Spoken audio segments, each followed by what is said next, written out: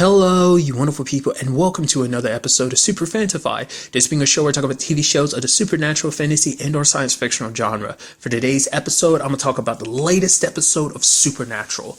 Another great episode. A lot of interesting things went down this episode, so let's break everything down bit by bit. Well, first of all, we kind of learned finally what Michael wants with Lucifer. Basically, he wants to use Lucifer as a means of getting to the other Earth, the one where the show mainly takes place, because he wants to kind of go to that world and kind of essentially step in that world and kind of run things. Because basically, he's kind of let this world kind of battered and destroyed, mainly his fight with Lucifer, which even though he won, it wasn't like a triumph because the world is kind of in a messed up situation which I wonder will we ever get an episode where we really break down how the world ended up the way it is. God's not there, which God's not in that. The World 1, we'll refer to him as that. Like, World 1 is a world where all of Supernatural has taken place so far, and obviously World 2 is the other world where Mary and Lucifer are with Michael. So it's like, how did World 2 end up the way it did? Like, what went down in that fight with Lucifer to lead things to the way they are? And it's like, you're the archangel, you're supposed to be one to fix everything, and it's like, no, you've kind of pretty much ran things straight into the ground. So curious about that.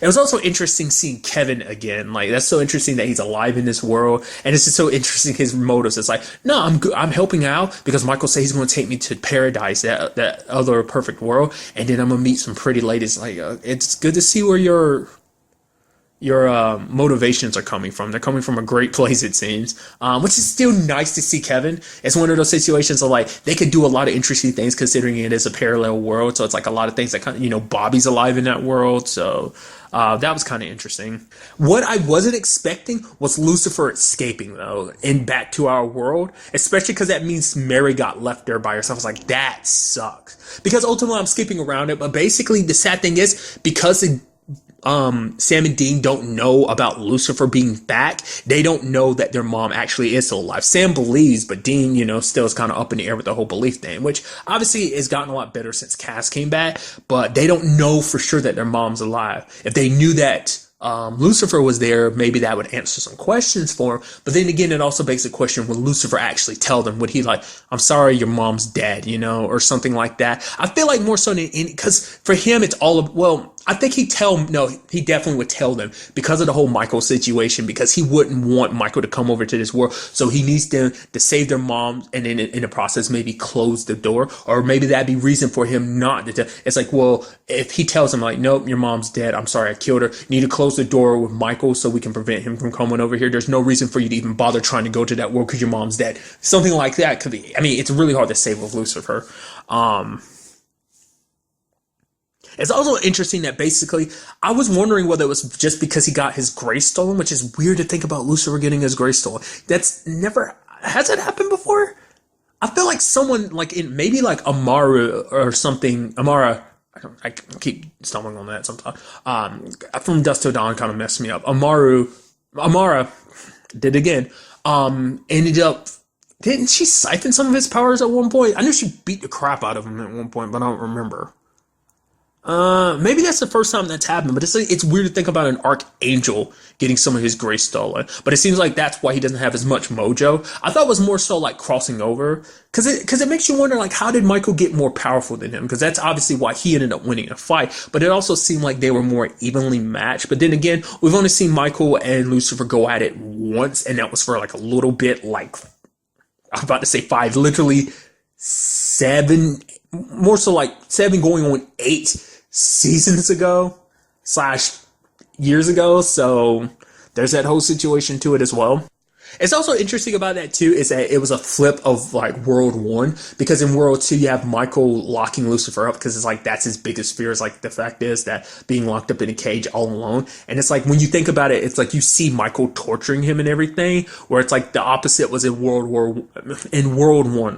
I was about to slip and say World War 1. I don't know why that happened.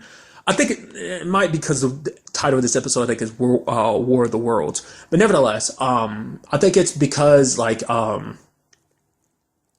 in World 1, Lucifer tortured Michael. Like, we never got to see the end result, but it was kind of interesting because he'd always comment, like, yeah, I'd left Michael being like a puddle, like, got inside of Michael's head and just left him kind of broken, essentially.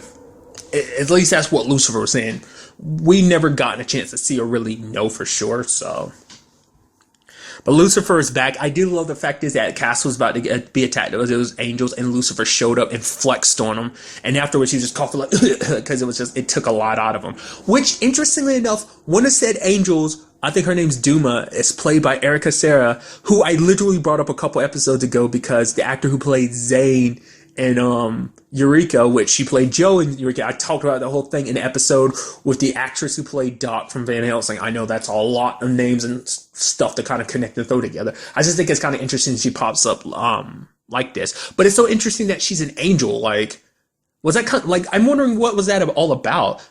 Maybe guys that's going to play a role this season, because the last time Sam saw her, and I think I brought this up before, was the fact is it was when Sam, I think it was like during the time Sam either got it was during the process of getting his soul back, because he had lived so long without his soul. And if I remember correctly, her character ended up dying because of him. I could be, but I think it was something like that, because it was basically she was a victim of him while he didn't have his soul, and she was basically inside of him, his soul being like, "All the fact of the matter is, there's a lot of bad coming back with having your soul. Are you ready to live with that? You know, remembering all the bad things you did without your soul, and your soul guilting you about it, essentially." So that was the whole thing about that. So it's just kind of interesting that she's back as an angel too, and that was a couple seasons ago too, because the whole him getting his soul back. I don't remember if that was actually season 6 or not. I know that's when he popped back up in season 6 without his soul. I think it might have been. Yeah, I think he got it. Yeah, he got his soul back that very same season, I think. Nevertheless, we also learned exactly why the angels want him so bad. They want Jack. It's because their numbers are dwindling. Apparently, the angels are almost facing extinction because a lot of their numbers disappeared when the angels failed basically at the end of season 8. In the season 8's finale, that was a big storyline in season 9. Which I don't remember them ever really discussing how many angels actually went back to heaven, because that was a storyline too. Like a lot of angels were like, no, I'm chilling on Earth. Some wanted to go back to heaven. Some were just like, oh my God, we failed to Earth, you know, because of everything. So that was wasn't it Metatron? Yeah, it was mainly his whole situation. Because Sam and Dean were trying to close the gates of like hell forever, like make it so they could get rid of demons forever.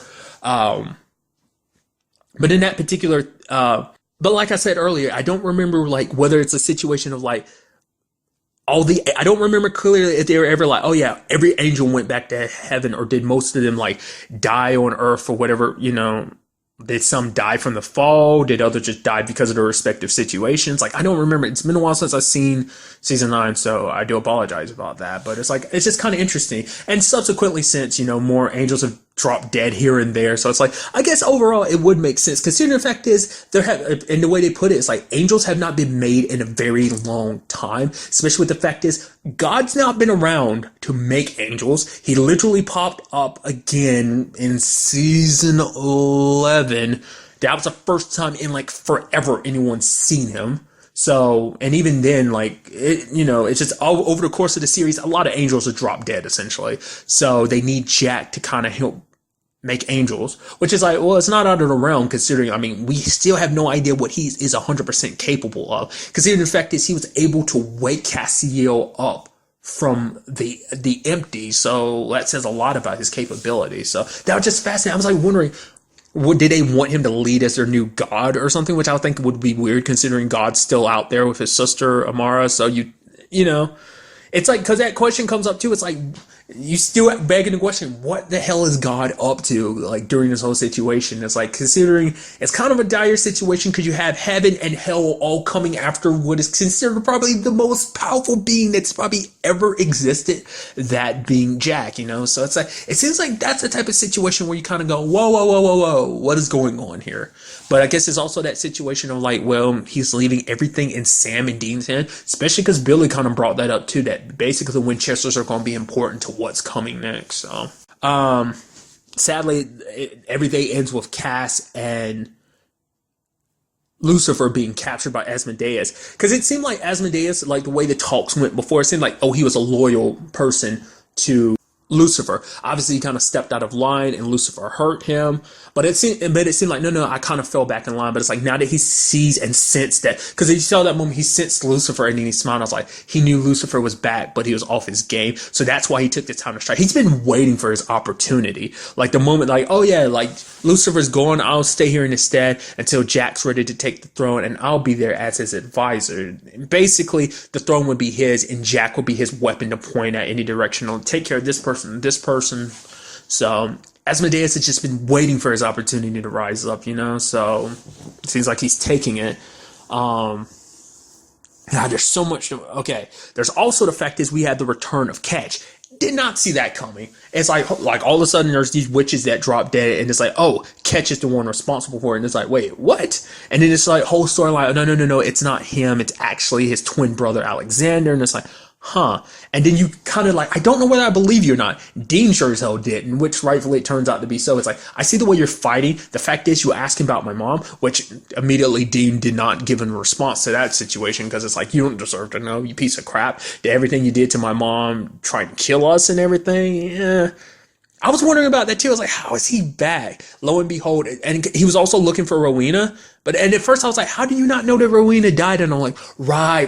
Rowena died after you, didn't she? I was like, right. I forgot. He died like during the first half of season 12's finale, because it was like a back-to-back episode, and she died in the second half by Lucifer's hands. I was like, right. Of course you wouldn't know about that. But then that begs the question, well, because basically he was talking about the fact is that he's a hunter now. There's that whole thing of like him, like when he was kind of pretending to be Alexander. It's like, well, if my brother was here, he'd apologize. It's like, oh, my brother only became the man that he was because of, he was a company man, you know. And it's just like living that life and doing those type of things. It's not easy, but you do what's expected of you. That the only reason why he became the way he did was because of the men of letters. So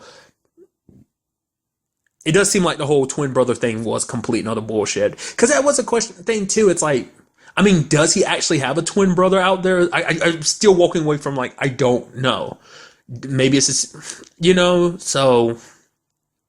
But the thing is that Sam looked into the files, but it's like, well, he could have easily inserted himself into those files and everything. Which I was wondering if that's supposed to represent us getting like the British men of letters back into this whole situation. I don't think it is, but it's still a potential threat that could come back from here. But basically he's like, oh, I'm a mercenary now. Well, he's saying I'm a hunter, and the reason why he killed those witches, because, you know, it's like, oh, I was hunting Rowena because she was an evil person. But it's like, no, apparently the reason he was hunting her is because basically the reason why he survived is because Rowena years ago gave him the spell that she used quite often herself, that when she died, she could come back. Obviously, that's why Lucifer killed her the way he did, making sure that she couldn't come back.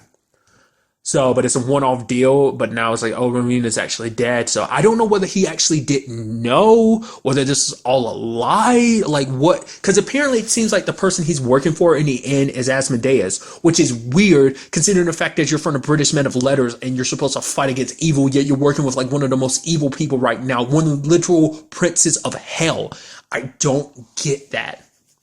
And he's smack dab in the middle of this whole Jack situation, and he's willing to help out with that, especially because Asmodeus is like, oh, especially if this whole Michael situation turns out to be true. He, because of his whole little mimicking thing, he can pretend to be Cass long enough to keep the Winchesters off his back. So it's like, oh, dude, so much with this whole situation. It's like, why are you helping him? Because it seems like he's at odds with the British men of letters, because it's like, if they know I'm still alive, they're going to kill me. But it's like, why? Why would you turn your back on him? I mean, to be fair, his whole situation happened because... And also, he killed Lady Bevel, which, once again, still kind of bothers me. Especially with the whole situation of her having a son and everything, just makes that whole situation even more tragic. You kind of start off hating her, but especially in, like, the first half of season...